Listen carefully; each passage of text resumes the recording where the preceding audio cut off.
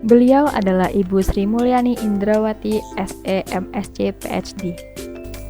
Beliau lahir di Bandar Lampung tanggal 26 Agustus 1962. Terdapat beberapa prestasi yang ditorehkan oleh Ibu Sri Mulyani, baik dalam ranah nasional maupun internasional. Yang terakhir, beliau dinobatkan sebagai Distinguished Leadership and Service Award yang diberikan dalam pertemuan tahunan anggota di Institute of International Finance di Washington DC pada 11 Oktober 2021.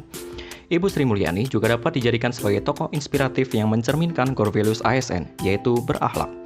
Berakhlak merupakan akronim dari berorientasi pelayanan, akuntabel, kompeten, harmonis, loyal, adaptif, dan kolaboratif.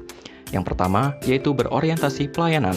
Berorientasi pelayanan dapat dijabarkan sebagai komitmen untuk memberikan pelayanan prima demi kepuasan masyarakat. Dalam hal ini, Ibu Sri Mulyani dapat dijadikan sebagai contoh melalui kepemimpinannya di Kementerian Keuangan yang tujuan utamanya adalah memberikan pelayanan terbaik kepada masyarakat dalam bidang keuangan negara.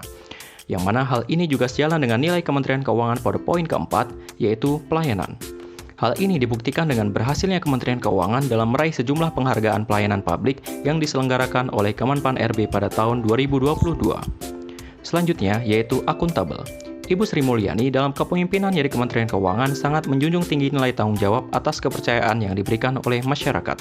Hal ini dibuktikan dengan Ibu Sri Mulyani yang bersedia turun tangan secara langsung untuk memberikan klarifikasi dan penjelasan atas beberapa hal yang terjadi di Kementerian Keuangan kepada masyarakat guna mengembalikan rasa percaya masyarakat kepada Kementerian Keuangan Republik Indonesia. Lalu, core values ASN yang ketiga adalah kompeten. Ibu Sri Mulyani dapat dijadikan sebagai contoh tokoh yang kompeten dalam bidang yang menjadi tanggung jawabnya. Hal ini dapat dibuktikan dengan banyaknya prestasi yang diperoleh beliau selama menjabat menjadi Menteri Keuangan, yang kemudian ditularkan kepada Kementerian Keuangan sebagai organisasi yang dipimpinnya, sehingga Kementerian Keuangan berhasil memperoleh berbagai penghargaan dalam bidang kinerja organisasi kenegaraan di Indonesia. Dengan berbagai prestasi tersebut, maka dapat disimpulkan bahwa Ibu Sri Mulyani merupakan sosok yang memiliki kompetensi dalam bidang yang menjadi tanggung jawabnya, yaitu menjadi Menteri Keuangan Republik Indonesia. Nilai yang selanjutnya yaitu harmonis. Dalam menjalankan pekerjaannya, Sri Mulyani sering melakukan kunjungan kerja ke berbagai wilayah di Indonesia. Ia pernah berkunjung ke ujung barat Indonesia yaitu Aceh dan memberikan kuliah umum di Universitas Syakuala di kota Banda Aceh. Sri Mulyani juga melakukan kunjungan ke ujung timur Indonesia yaitu Papua untuk melakukan dialog dengan para pekerja wanita dalam acara Women Leadership PT Freeport Indonesia. Ia memberikan apresiasi terhadap para pekerja wanita PT Freeport Indonesia yang dimana mampu tetap berkarya di dunia dalam lingkungan yang ekstrim. Kemudian nilai yang akan dibahas yaitu loyal. Pada tahun 2010, Ibu Sri Mulyani pernah ditunjuk menjadi Direktur Bank Dunia.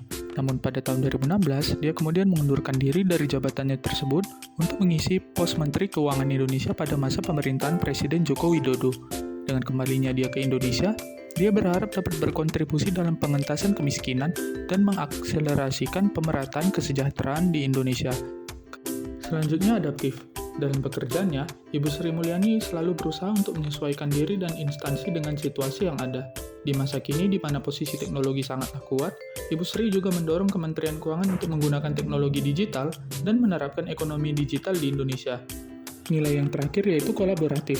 Sri Mulyani membuka kerjasama dengan berbagai pihak di Indonesia maupun luar negeri dalam memberikan ide kreatif dan membangun untuk kemajuan negeri. Saat membuka pertemuan ketiga FMCBG di Nusa Dua Bali pada tahun 2022, ia menekankan pentingnya konsensus dan kolaborasi demi mengatasi berbagai tantangan perekonomian yang dihadapi Indonesia saat ini.